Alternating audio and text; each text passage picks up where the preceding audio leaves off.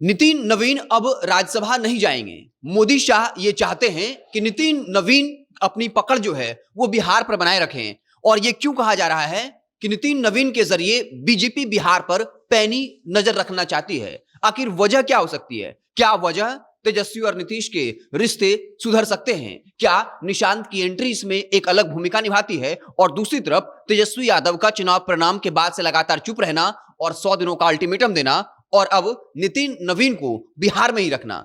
यह क्यों कहा जा रहा है कि कांग्रेस के 6 विधायक जेडीयू के संपर्क में हैं और बीजेपी नहीं चाहती है कि वो कांग्रेस के 6 विधायक जेडीयू के साथ आए, क्योंकि एआईएम के तमाम विधायक की मुलाकात भी नीतीश कुमार से हो चुकी है। और अगर कांग्रेस के 6 में से 4 विधायक और कुछ आते हैं तो फिर जेडीयू सबसे बड़ी पार्टी बन जाएगी और अगर सरकार बदलती है तो फिर ये बातें जेडीयू के फेवर में होगी। और इसलिए नितिन नवीन को अब राज्यसभा न भेजकर वो विधानसभा बिहार के मेंबर रहेंगे ताकि बिहार उनका आना जाना लगा रहे और यहां की राजनीति पे और संगठन पर मजबूत पकड़ रखें।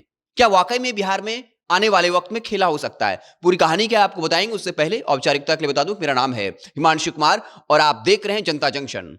एक बार फिर से जब खबर आई कि नितिन नवीन को बंगला टाइप 8 बंगला दिया गया है। टाइप 8 बंगला का मतलब ही होता है नियम के अकॉर्डिंग कि जो राष्ट्रीय अध्यक्ष होता है और अगर वो केंद्रीय मंत्री, लोकसभा या राज्यसभा का सांसद नहीं है तो उसे टाइप 8 का बंगला मिलता है। और ये बंगला मिलना बताता है कि नितिन नवीन जो है वो राज्यसभा नहीं जाएंगे। राजनीति में संकेतों के माध्यम से बातें कही जाती हैं, खुलकर बयान नहीं दिए जाते। जो संकेत दिए गए हैं वो साफ दिया गया है कि नियम के मुताबिक जिसको भी टाइप 8 का बंगला मिलता है वो राज्यसभा नहीं जाता है। यानी नितिन नवीन जो है वो राज्यसभा नहीं जा रहे हैं। तो क्या ये सिर्फ एक इत्तेफाक हो सकता है या फिर मोदी शाह की एक बड़ी रणनीति है? बिहार को लेकर आपको बीजेपी एनडीए के अंदर सब कुछ ठीक दिख रहा होगा।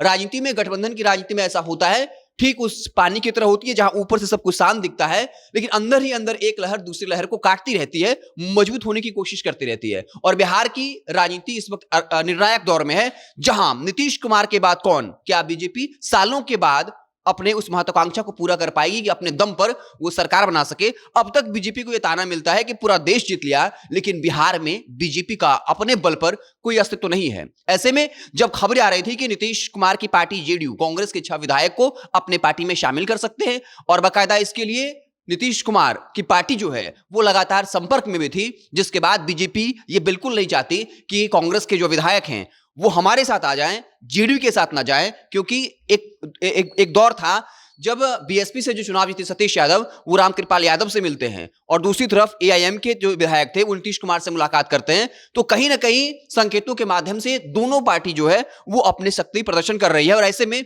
नितिन नवीन का राज्यसभा नहीं भेजा जाना इस बात की तरफ इशारा है कि नितिन नवीन को बड़ी जिम्मेदारी मिली है कि किसी भी हाल में जो कांग्रेस के 6 विधायक हैं वो जेडीयू पार्टी में ना शामिल हो और इसके अलावा नीतीश कुमार कोई खेल न कर पाए, उन पर अपनी मजबूत पकड़ रखी जाए।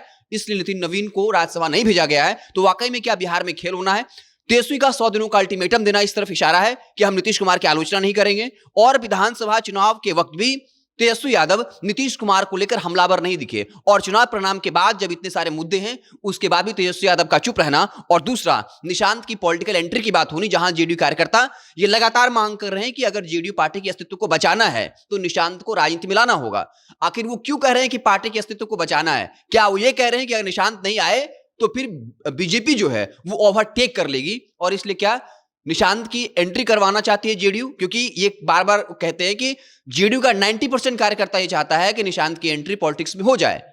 तो क्या जेडीयू नीतीश कुमार पर यह दबाव बन रहा है कि आप महागठबंधन के साथ आ जाइए, तब निशांत कुमार की जो है वो एंट्री हो सकती है? क्योंकि तेजस्वी यादव इस वक्त सबसे बुरे दौर में है, उनके पास खोने के लिए अब कुछ नहीं बचा है।